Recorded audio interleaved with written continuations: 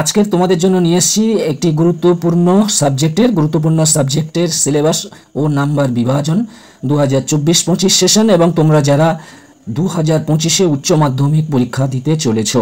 বন্ধুরা, আমার গলাটা ভেঙে গেছে কারণ গলার ঠান্ডা লেগে গলাটা একটু ক্র্যাক হয়ে গেছে। তোমাদের হয়তো বুঝতে অসুবিধা হবে, তবুও তার মধ্যে থেকে বাধ্য হয়ে তোমাদের আজকে দিতে হচ্ছে ভূগোলের সিলেবাসটি, কারণ তোমরা 3-4 জন কমেন্ট করে রেখেছো যে তোমাদের আজকে দিতেই হবে। ফলে আজকের আমি 8:30টার মধ্যে আমি তোমাদের ভূগোলের সিলেবাস ও নাম্বার ডিস্ট্রিবিউশন এই ভিডিওটি তোমাদের দিতে চলেছি। ত্রিয়াশা স্টাডি সেন্টারের পক্ষ থেকে আমি প্রতাপ তোমাদের সকলকে জানাই স্বাগতম। তোমরা যারা চ্যানেলটি সাবস্ক্রাইব করোনি তোমরা অবশ্যই চ্যানেলটি সাবস্ক্রাইব করে নাও এবং বন্ধুদেরকে বেশি বেশি করে শেয়ার করো। এসো আমরা সময় অতিরিক্ত না বাড়িয়ে মূল জিনিসে আমরা চলে আসি। ভূগোলের সিলেবাসটা আমরা সুন্দরভাবে বুঝে নিই এবং তার নাম্বার ডিস্ট্রিবিউশন এবং কোন অধ্যায় থেকে কত কি নাম্বার আছে, কত এমসিকিউ, কত এসএকিউ, ডিএকিউ বা কটা লিখতে হবে, তাদের নাম্বার কত, এই বিষয়টি আমরা সুন্দরভাবে বুঝে নিই। দেখো, আমি তোমাদের এই সিলেবাসটা এবং প্রত্যেকটি অধ্যায়ের এবং যে সেগমেন্টগুলো আছে সেই সেগমেন্টগুলো সহ আমি তোমাদের লিখে দিয়েছি। তোমাদের বুঝতে কোনো রকম অসুবিধা হওয়ার কথা নয়।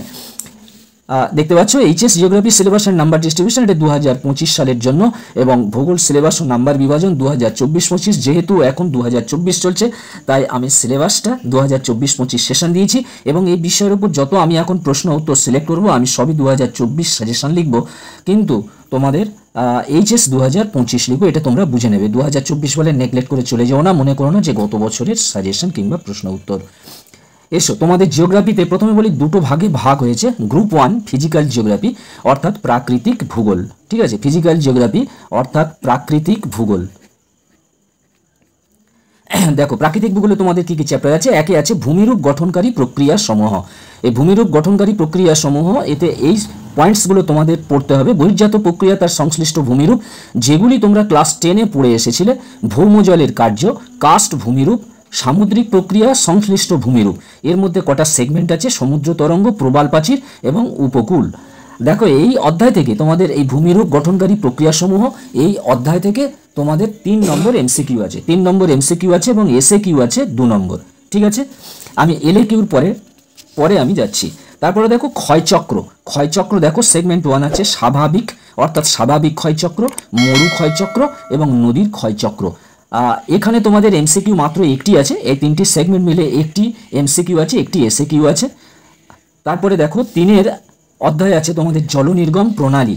এখানে দেখো একটা এমসিকিউ একটা এসএকিউ। তারপর আছে দেখো মৃত্তিকা, একটু বড় চ্যাপ্টার, এর বিভিন্ন সেগমেন্ট আছে, যেমন মৃত্তিকা সম্পর্কে ধারণা, মৃত্তিকার সৃষ্টি প্রক্রিয়া, পরিলেখ, মৃত্তিকার ধর্ম, মৃত্তিকার উর্বরতা, মৃত্তিকার শ্রেণীবিভাগ, মৃত্তিকার অবনমন ও সংরক্ষণ। এই কয়েকটি সেগমেন্ট মিলে আছে। অর্থাৎ মৃত্তিকা থেকে তোমাদের এমসিকিউ দেওয়া হয়েছে 2 এবং এসএকিউ আছে 1। দেখো, এখান থেকে লাল কালির দাগটা এলএকিউ পর্যন্ত বা ডিএকিউ পর্যন্ত চলে গেছে। অর্থাৎ এর থেকে বোঝা যাচ্ছে তোমাদের অধ্যায় 1 অর্থাৎ ভূমিরূপ গঠনকারী প্রক্রিয়াসমূহ, ক্ষয়চক্র, জলনির্গম প্রণালী, মৃত্তিকা, এই 4টি চ্যাপ্টার মিলে তোমাদের একটি প্রশ্নের উত্তর করতে হবে। 4টি চ্যাপ্টার মিলে তোমাদের একটি প্রশ্নের উত্তর করতে হবে। এখান থেকে তোমাদের 2টি প্রশ্ন থাকে। কোনো বছর থাকে ধরো 1-2 অধ্যায়, কোনো বছর থাকে 3-4 অধ্যায়, কোনো বছর থাকে 1-3 অধ্যায়, কোনো বছর থাকে 2-4 অধ্যায়। সেটি তোমরা সাজেশন যখন পাবে তোমরা অবশ্যই পেয়ে যাবে যে তোমাদের 2025-এর জন্য কোন চ্যাপ্টারটা 7 নম্বরের জন্য ইম্পর্টেন্ট এবং কী কী প্রশ্ন ইম্পর্টেন্ট। বোঝা গেল? এবারে পরে এসো 5-এর অধ্যায় এসো বায়ুমণ্ডল থেকে তোমাদের 3 নম্বর থাকছে এমসিকিউ, 2 নম্বর থাকছে এসএকিউ এবং বায়ুমণ্ডলীয় গোলযোগ, জলবায়ু শ্রেণীবিভাগ, জলবায়ু স্বাভাবিক উদ্ভিদ, জলবায়ু পরিবর্তন, এতগুলো পয়েন্টস আছে। তারপর 6 দিকে আছে জীব বৈচিত্র্য, এখানে আছে এমসিকিউ আছে 1, এসএকিউ আছে 1 এবং মানুষ ও পরিবেশ মিথস্ক্রিয়া, এর থেকে কোনো নাম্বার দেওয়া হয়নি। এই 3টি অধ্যায় 5, 6, 7 এই 3টি অধ্যায় মিলে তোমাদের একটি প্রশ্ন বড় প্রশ্ন পড়বে, অর্থাৎ 7 নম্বর মানে প্রশ্ন পড়বে। তোমরা যেন ইতিহাস, এডুকেশন এবং পলিটিক্যাল সায়েন্সের মতো গুলিয়ে ফেলো না। সেখানে কিন্তু ডিএকিউ কিংবা এলএকিউ নাম্বার আছে, ধার্য আছে 8, কিন্তু তোমাদের জিওগ্রাফির ক্ষেত্রে আছে 7। তাহলে 5, 6, 7 থেকে একটি বড় প্রশ্ন তোমাদের করতে হবে এবং এর অল্টারনেট প্রশ্ন থাকতে পারে। এবারে চলে এসো, এটা গেল তোমাদের প্রাকৃতিক ভূগোল। তাহলে তোমাদের প্রাকৃতিক ভূগোলে তোমাদের এমসিকিউ হলো 11, এসএকিউ হলো 8 এবং ডিএকিউ হলো 14। দেখো 14 আর 8-এ 22 আর 10-এ 32, 31 নাম্বার, না 31 না 35 নাম্বার হওয়ার কথা, মোট 35 নাম্বার হওয়ার কথা। 14, 10 24 আর 25, 5 30, 3 33 হচ্ছে। বন্ধুরা সরি, এখানে মানুষ ও পরিবেশ মিথস্ক্রিয়া এখান থেকে এই দুটো নাম্বার এখানে পড়েনি।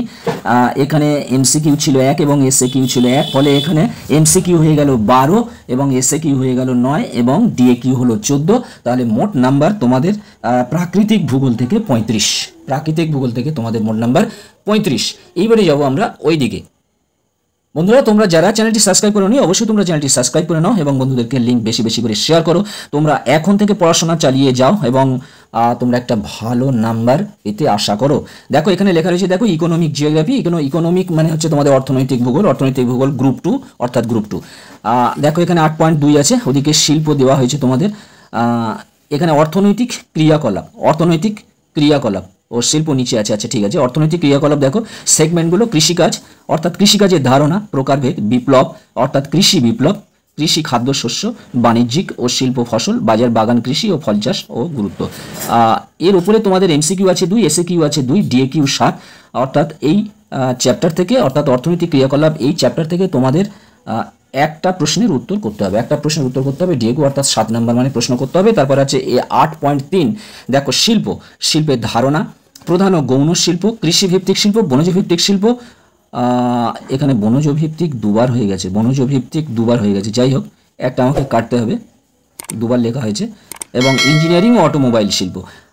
এই কটা সেগমেন্ট থেকে তোমাদের এমসিকিউ আছে 2 এবং এসএকিউ আছে 1, এসএকিউ আছে 1। এবারে তৃতীয় শ্রেণীর অর্থনৈতিক ক্রিয়াকলাপ, চতুর্থ শ্রেণীর অর্থনৈতিক ক্রিয়াকলাপ এবং পঞ্চম শ্রেণীর অর্থনৈতিক ক্রিয়াকলাপ, এর থেকে এই 3টি সেগমেন্ট থেকে তোমাদের 2 নম্বর আছে এমসিকিউ, 1 নম্বর আছে এসএকিউ। আর এই 8.3, 8.4, 8.5, 8.6 এই 4টি মিলে তোমাদের একটা প্রশ্নের উত্তর করতে হবে, একটা প্রশ্নের উত্তর করতে হবে। অর্থাৎ একটি বড় প্রশ্ন করতে হবে তোমাদের, অল্টারনেট থাকতে পারে 7 নম্বর। এরপরে দেখো 9 অধ্যায় জনসংখ্যা ও জনবসতি। জনসংখ্যা থেকে একটি প্রশ্ন থাকবে এবং জনবসতি থেকে একটি, মোট 2টি এমসিকিউ থাকবে এবং একটি এসএকিউ থাকবে এবং একটা বড় প্রশ্ন থাকবে। জনসংখ্যা আর আঞ্চলিক অর্থনৈতিক উন্নয়ন এই দুটো মিলে একটা বড় প্রশ্ন থাকবে। তাহলে বোঝা গেল দুটো মিলে একটি বড় প্রশ্ন থাকবে। তাহলে এখানে তোমাদের এমসিকিউ দাঁড়াচ্ছে অর্থনৈতিক ভূগোলে 9, এসএকিউ দাঁড়াচ্ছে 5 এবং ডিএকিউ বা এলএকিউ দাঁড়াচ্ছে 21। তাহলে 21 আর 9 হচ্ছে 30 আর 5 35, তাহলে এখানেও 35। তাহলে আমি তোমাদের এখানে গ্রুপ 1 প্রাকৃতিক ভূগোলে দিলাম 35 এবং অর্থনৈতিক ভূগোলে দিলাম মোট 35। তাহলে 35 দুগুণে মোট 70। তাহলে মোট থিওরি নাম্বার হলো 70 এবং তোমাদের স্কুল থেকে যে প্রজেক্ট এবং প্র্যাকটিক্যাল আছে সেখানে তোমাদের 30। তাহলে এই মোট হলো 100। বন্ধুরা আজকের মতো ভিডিওটি শেষ করলাম। তোমরা যারা চ্যানেলটি সাবস্ক্রাইব করোনি অবশ্যই তোমরা চ্যানেলটি সাবস্ক্রাইব করে নাও এবং বন্ধুদেরকে লিঙ্ক বেশি বেশি করে শেয়ার করো। তোমরা একটি লাইক করে দিও, প্রয়োজনে কমেন্ট করো। নেক্সট ভিডিও নিয়ে আসবো নেক্সট ডেতে। তোমরা সবাই ভালো থাকবে, সুস্থ থাকবে। তোমাদের সকলকে জানাই অসংখ্য অসংখ্য ধন্যবাদ। আবার কথা হবে নেক্সট ভিডিওতে।